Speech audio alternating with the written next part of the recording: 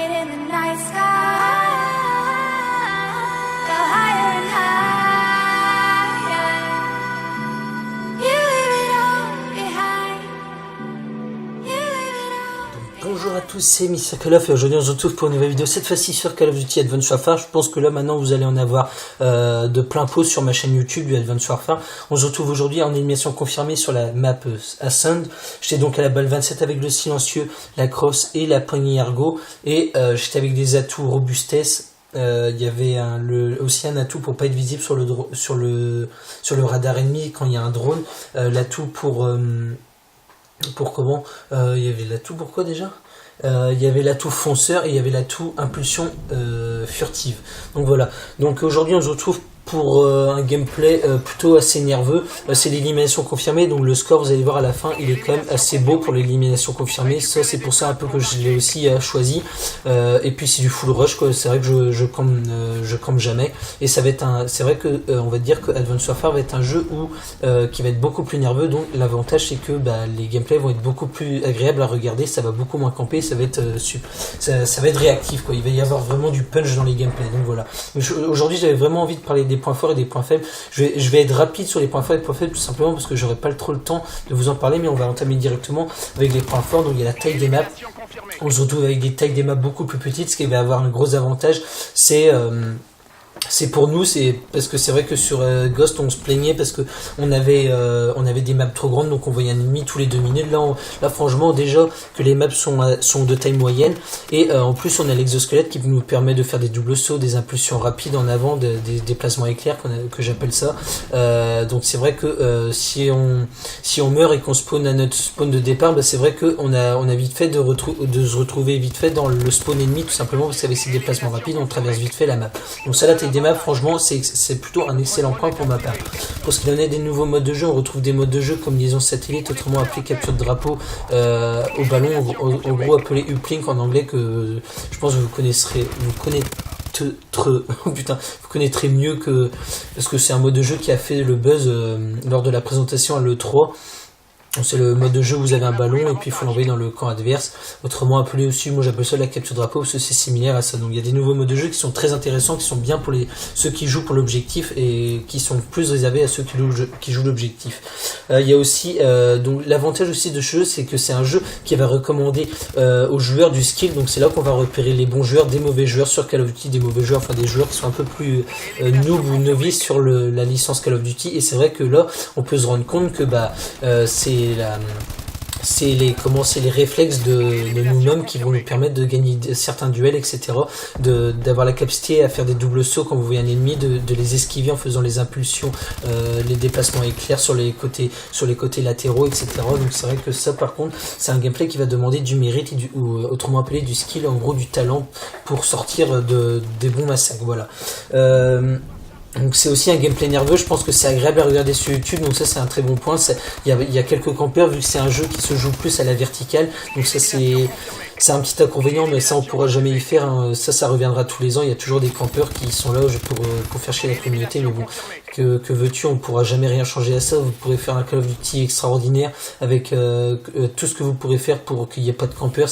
Il faudrait un sort de ou alors j'avais pensé à un sort de décompte où dès qu'il y a un ennemi, un allié par exemple, ou un ennemi qui s'arrête, qu'il y a un décompte de 5 secondes par exemple, où en gros tu es toujours obligé de te déplacer quoi.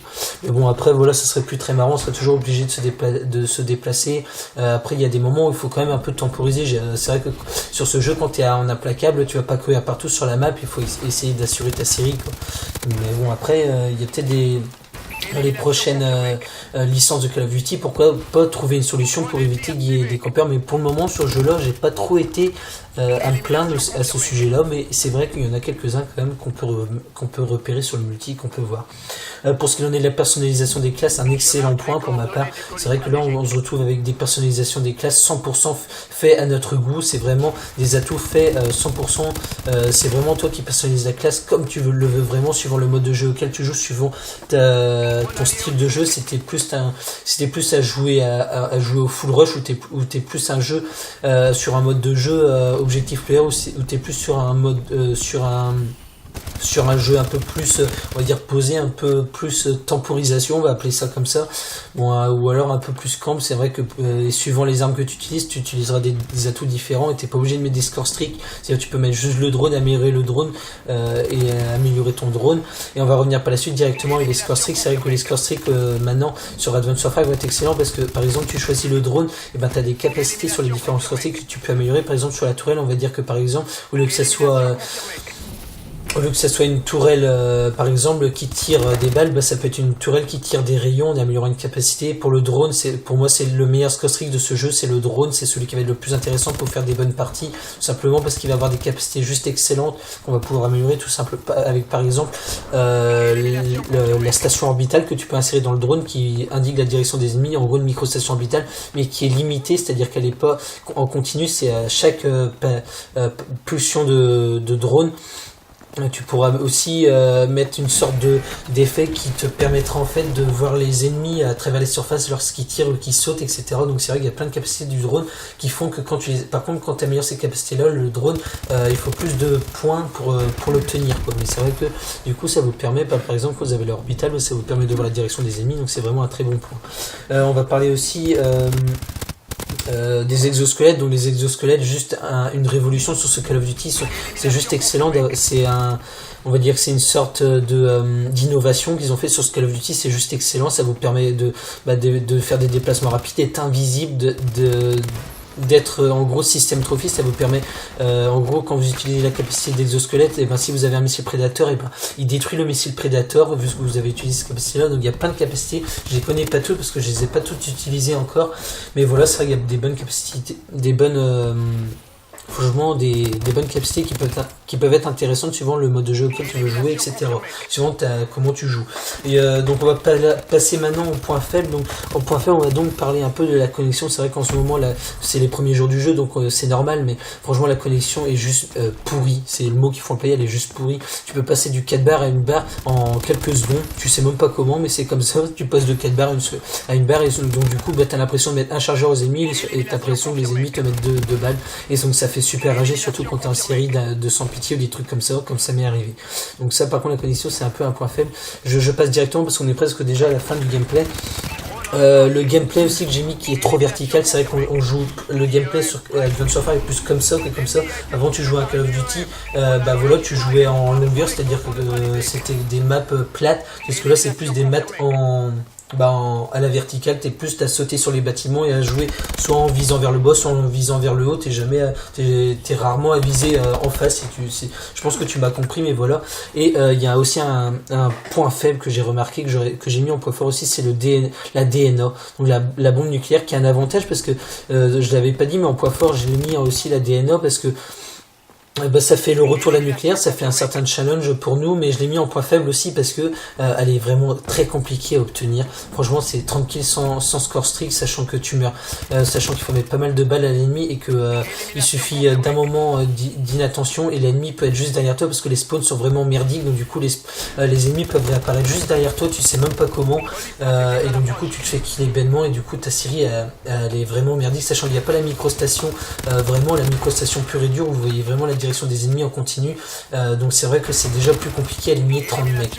Donc ça, ouais, la DNA va être franchement chaud. Il y a qu'à le voir sur YouTube, il n'y a pas 40 DNA, il n'y en a que quelques-unes, mais voilà.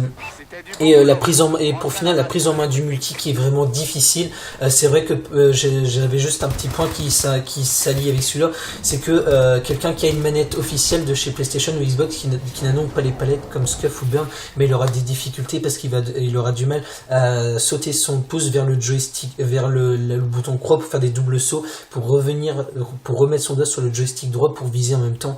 Donc c'est vrai que à ce sujet-là, on perd en précision et donc du coup, on meurt des fois comme des cons parce que notre caméra part dans tous les sens, et que quelqu'un qui a une manette Scuff ou Burn, il a deux boutons en plus si vous voulez derrière sa manette, donc ça lui crée quand même un bon avantage. Donc voilà, donc sur ce, je vois qu'on a le gameplay a même dépassé. Donc sur ce, je vous souhaite à tous une très bonne journée suivant à l'heure à laquelle vous regardez la vidéo. J'espère que ce gameplay vous aura plu et que le sujet de commentaire vous aura plu. N'hésitez pas à dire ce que vous en pensez vous du jeu, les points forts et les points faibles. Pour ma part, c'était quelques points forts et points faibles que j'ai pu voir dans mes premières heures, voire premiers jours de jeu.